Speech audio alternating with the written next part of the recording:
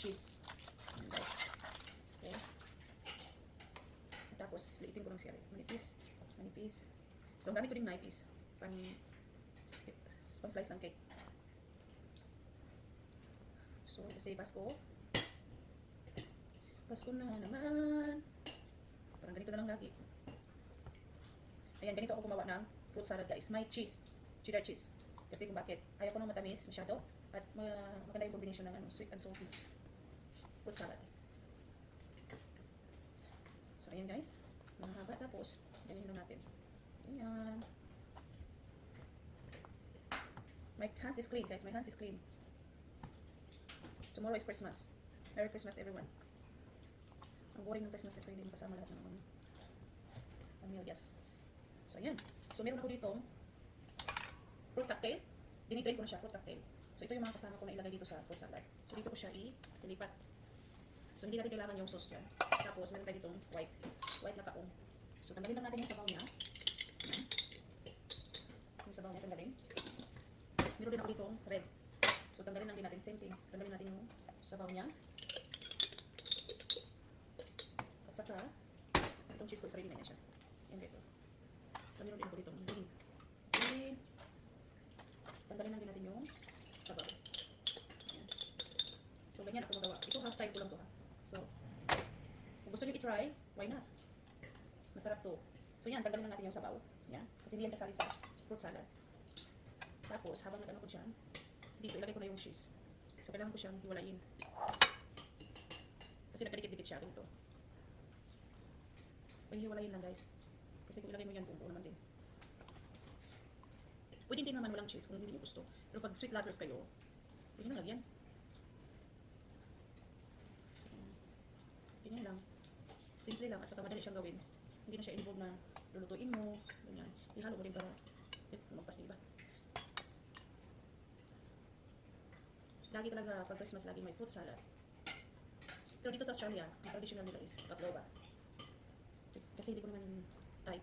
Kaya nagawa ko ng fruit salad, pero hindi gusto ng mister ko. Ayaw niya nito. So, ang kakain nito is ako. Ako, mga anak ko. Yan. Tapos haluin natin para ma-mix na siya. Kasi mamaya, pag naglagay ako ng mayo at condensed, is ready na siya. Dagdagan ko pa. Inubos ko na yung isang buo kasi hindi ko naman talaga magagamit. Titigas lang yan sa ref. Madaling gawin. Hindi siya naman kahirap.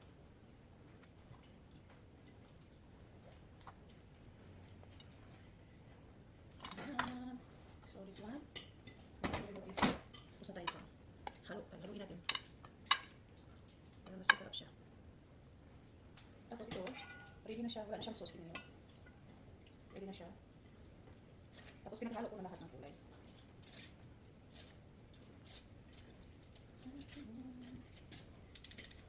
Tapos ilagay natin. Mix na natin dyan.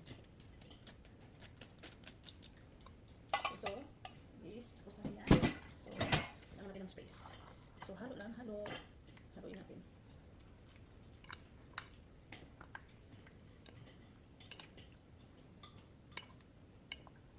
Ang next natin is mayo. Siyempre mayo. 25. Mayonnaise. So, ang paglalagay ng mayo, depende na yan sa lasa nyo guys, sa texture or sa creaminess na gusto nyo.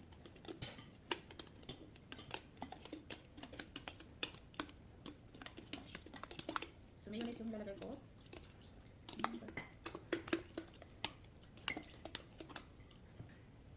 Yan. Huwag nyo ibuhos agad. Huwag nyo ibuhos agad kasi baka sumubra. So, unti-unti nyo lang paglagay. Unti-unti lang. Tapos, maglagay tayo ng condense. Kahit isang ano lang dito, isang.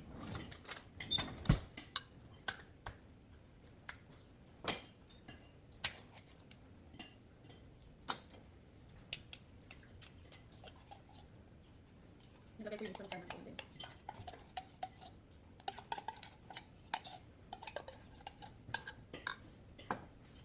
Sa una, siya dagdagan pag sa tingin ko is kulang. Para hindi siya Tapos mix natin, mix. Mix lang natin ng maayos. Para ma-spread yung mayonnaise at saka yung condense. So dapat kasi siya run yan. Walang masyadong tubig. O sauce. Mas masarap kasi walang masyadong sauce. Sauce para sa akin. Para sa akin, ay kung maraming sauce. Kaya mas maganda talaga na i-drain nyo ng maayos yung fruit cocktail nyo at saka yung kaong para hindi siya magtubig. Kasi naranasan ko kasi na, hindi ko ganun kadali. I-drain yung may kunti pang tubig na tira, kaya, siya. Paano siya tingnan?